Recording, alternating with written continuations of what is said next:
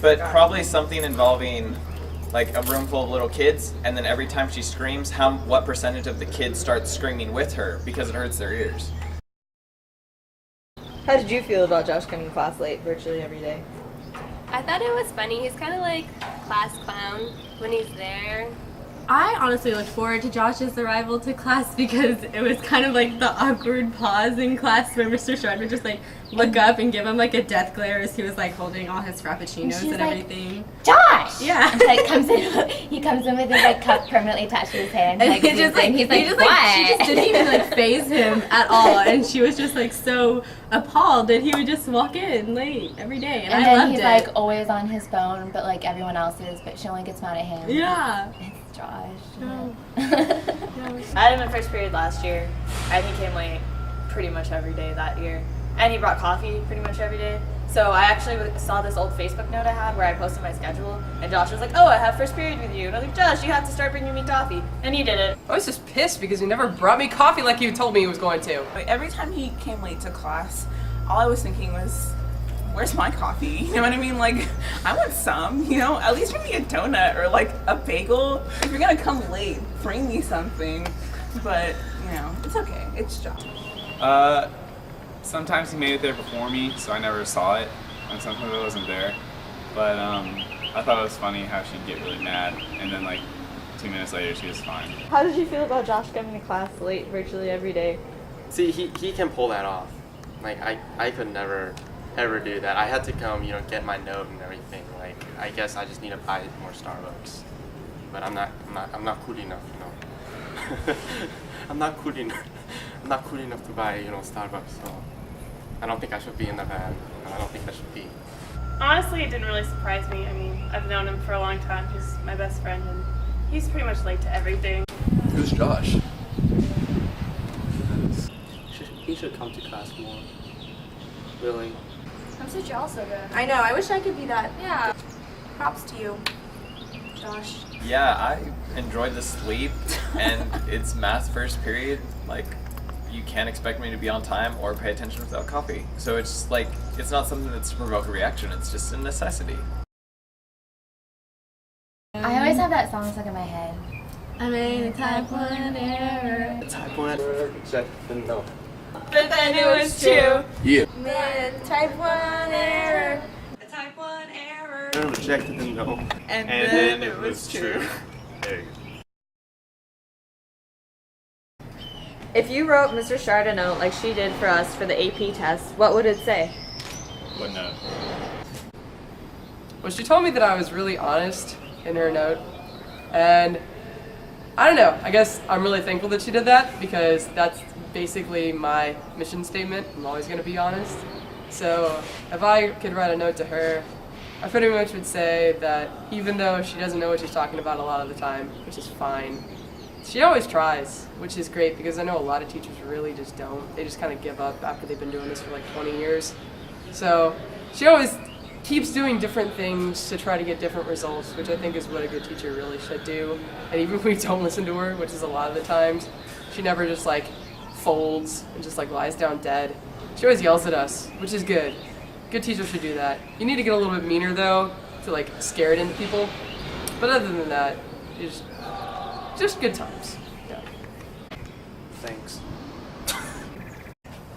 So my note for Mr. Shard would probably say that she is definitely an extraordinary teacher, and I have never had a teacher like her before. And I'm really gonna miss her, and that she just did a great job with our class. And I know we got like rambunctious and stuff sometimes and did like jokes and stuff, but she was always just like playing along. And it was a really fun class, and as much as I really didn't like statistics, I loved the class, and I'll miss her screaming and yelling and teaching and awkward pauses a lot. Hi, Mr. Shard. You're definitely one of my more favorite teachers this year. I loved having you first period because you just brighten my day. I mean, I know we seem like we zone out, but we really are listening. We're just teenagers. So sometimes we zone out. Oh, sometimes, but not the class as a whole. Someone's always paying attention. So you're always really understanding and sweet, and I just love being in your class. Have fun next year. Just that she was awesome. Like, I don't know. She's just a really great teacher. Not a probability or anything, but like all the other stuff was really, really useful for me. And I don't know, she was just easy to talk to. At the beginning of the year, I was skeptical because I had no idea who she was or anything, but I feel like we're friends now, and when I come back to visit, I'll see her, and it'll be fun, and I'm gonna miss her. Well, I already wrote in a yearbook saying she's just cool. She's like you can relate to her. You know, she's not cool. You know, and what other teacher just like, you know, you're getting quiet, okay? Like, you know, no teacher does that. So. I would say that I really enjoyed the class. I'm really glad I had her for 2 years as a teacher. I've learned a lot and hope the best for her future. I wrote a note, it would say something along the lines of how I think she's really understanding. I feel like she acts a lot like us. I feel like if we were in high school together, we'd probably be friends. But I guess I think she's a really good explainer. A lot of the times I wouldn't understand things, so I'd come in early and she was always, I don't know how to put it into words. She's definitely one of my favorite teachers she's like easy to talk to and relate to, and she doesn't talk to you like you're a student, she talks to you like an actual person, which I think is pretty cool. I would write Mrs. Shard about how she taught us how tardies don't matter because of how Josh was late every day basically to class. Also, I'd write how she's a great teacher and how I loved how awkward she sometimes got in class. And she'd sit there with long pauses and everyone's like, what do we do now? So yeah, basically that's what I'd write about Mr. Shard. If you wrote Mr. Shard a note like she did for us for the AP test, what would it say? Dear Miss Rashad, I think that you're a really great teacher. And I think you've inspired a lot of us seniors. And thank you for being our teacher. Mr. Shard, thank you for this year. It was really helpful having you first period because it wasn't a class that I dreaded coming to in the morning when I went to bed really late. And I was like, oh, it's okay, I'll be in stats and see Mr. Shard. And I always was really happy to see her and really sad whenever we had a sub. And I really appreciate her answering all my questions and actually Trying to answer. Yeah, and she answered quite a good amount of them, and she actually liked that I was asking questions. I was afraid I was getting annoying, but she was just like, yeah, no, I'll check on that, and she was like enthusiastic about answering my questions, and I appreciate that. And she's just really sweet and understanding about things. Mr. Shard, you made first period math bearable when you weren't screaming at me. But as much crap as we give you, you know, Yeah. all 60 of us stats kids, you know we love you, and you know that you're one of our favorite teachers. So, thanks for a great year in math. Yeah. That we'll never use. Say I love you so much and how easy it is to talk to you.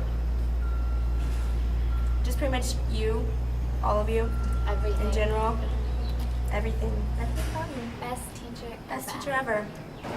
You're a very great teacher, not just because you're able to teach the material, but also because you're able to relate to your students very well. Your whole persona is very youthful still. It's very vibrant, very vivacious. I don't know the words. Basically, you really capture the essence of a student in a teacher. And so you're able to relate to us really well, and you know we're able to talk to you, we're able to have fun with you, and I think that's a very, very great quality to have that many teachers really don't, because they're already stuck in their ways of being an old grumpy person. So thanks for being young and fun, I guess.